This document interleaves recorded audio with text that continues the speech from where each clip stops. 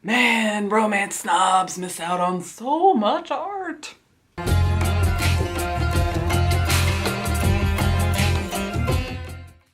So, I'm about to praise a romance for everything except its romance.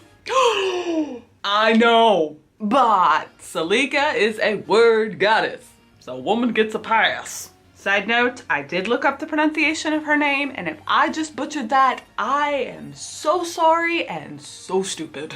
Dyslexia and bad memory is a bitch combo. Gal's book hit me with so many real feels a bitch went comatose. Our chick Rakhee is a half American, half Indian actress trying to make it in Bollywood. While her genetics make her an industry oddity, it's her mouth that does the max damage. Basically, scandal pops off when Rakhee shades hypocrisy and racism during an interview. And her glorious wordage wasn't a book fluke, it was all over the story. To speak up, to say what no one else would dare put into words, was a privilege of only the most elite. And then there's this quote. "Leave it to the big girls," Leela added. Leela, who couldn't be more than a handful of years older than her. "This is our world, Hannah Rakhee." No, it's not. She hated this. No matter where you went, Hollywood or Bollywood, there was this awful sense of competition, pitting women against each other. Good versus bad. Virgin versus whore. And this was the moment in the film where she was supposed to stand out as the pure heroine, battling the bitches because she was better and sweeter and not like them at all. "It's a man's world," she said, lifting her chin. "A man's fantasy world, and it's bullshit." Dude! If you ain't in love with Suleikha yet, you are wrong and we gotta fight. No, I'm kidding. I'm not kidding. I worship the woman, okay? Rakhee's wokeness gets her in hot water, so she's gotta dodge the press. Plot stuff has her hiding out at her co-star's house. A house which comes equipped with a live-in beastie. This dude puts the rump in grumpy. Are you offended by a pretty girl? Offense? She has committed no offense. I offend. My very life is an offense. Perfect people do not belong in this house. Beautiful people do not belong in this house. This is a tomb, fit only for the dead. Oh, my poor puppy. Taj is Ashraf's brother, and Ashraf is Rakhee's co-star. 10 years ago, a car wreck wrecked our hero's body, took an eye, scarred his face, the works. His acting career shattered overnight, so Ashraf had to take Taj's place. And y'all, this plot point is one of the most moving aspects of the book. Suleikha kicks ass at artfully showing the personal anguish both men share. Taj's internal hell was so palpable it bled out of my Kindle.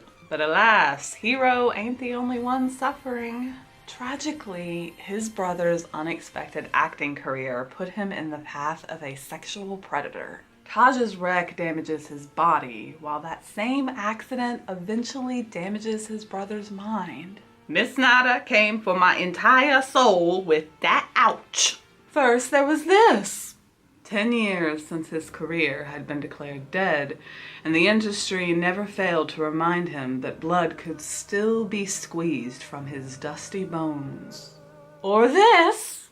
He wore his nightmares like a second skin.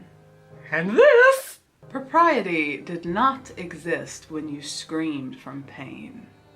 Oh my god, this book, guys.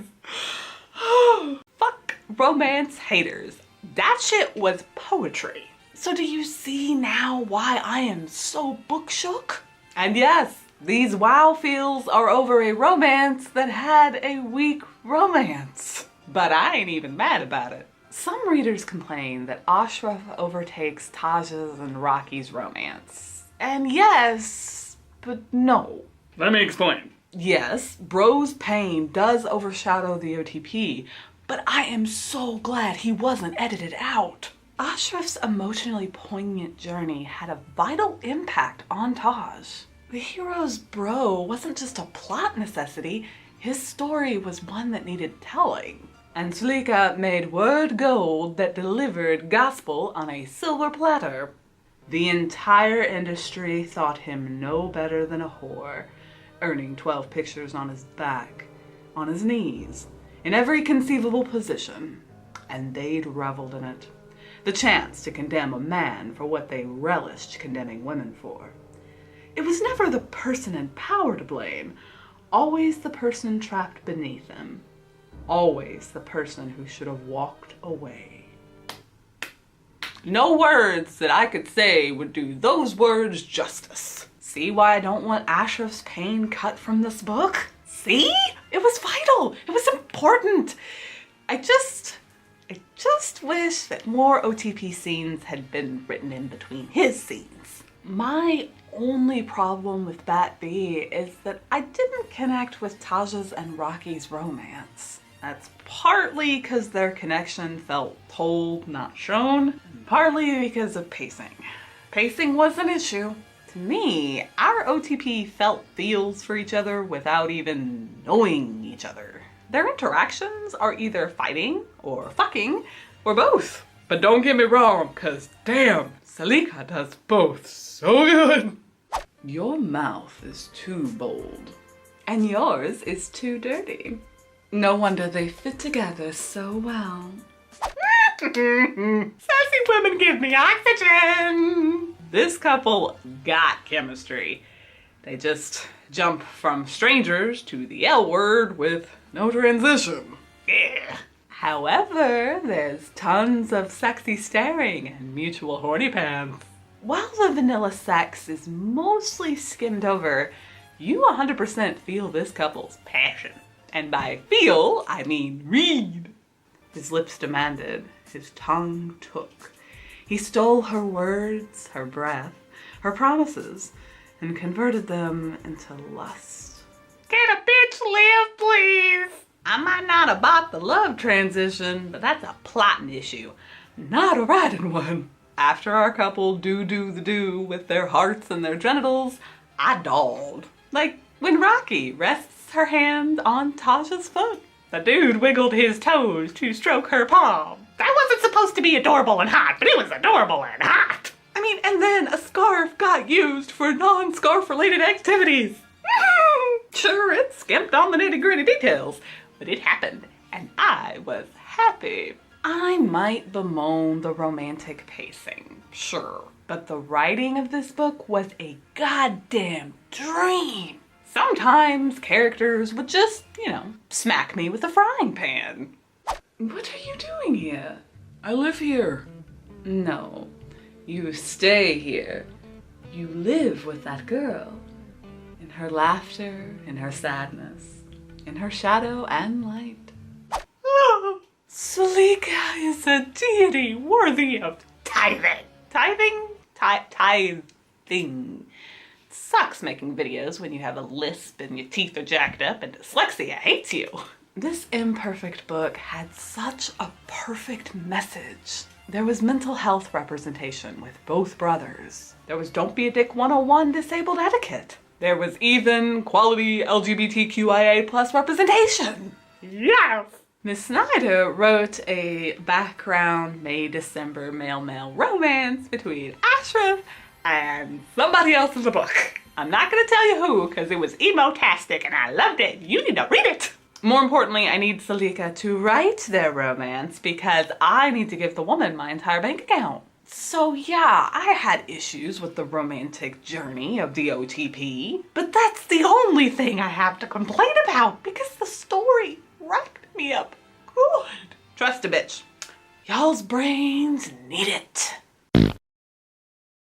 This camera hates my fashion because anytime I wear a hat, it goes out of focus. So if I went out of focus several times in this video, I am so sorry. I don't think I've ever walked away from a romance being about the actual romance and yet fangirling the ever-loving frickety fuck over the author. That's how good of a writer we're talking about here, people. If you have read any of this woman's work, please tell me below, especially if you've read this book. Holy crap. And if you haven't, then go read it, please. You are doing yourself a disservice. I'm gonna read everything Suleikha Snyder ever wrote ever. In fact, I think she even had a new release recently. Seared. Yeah, see, that's how much I fangirl. I know the woman's book publishing history. And I know that it is a step sibling BDSM, maybe, I don't know, it's supposed to be really, really hot. Chef hero, and I don't know why I'm sitting here talking to you and not reading it right this second.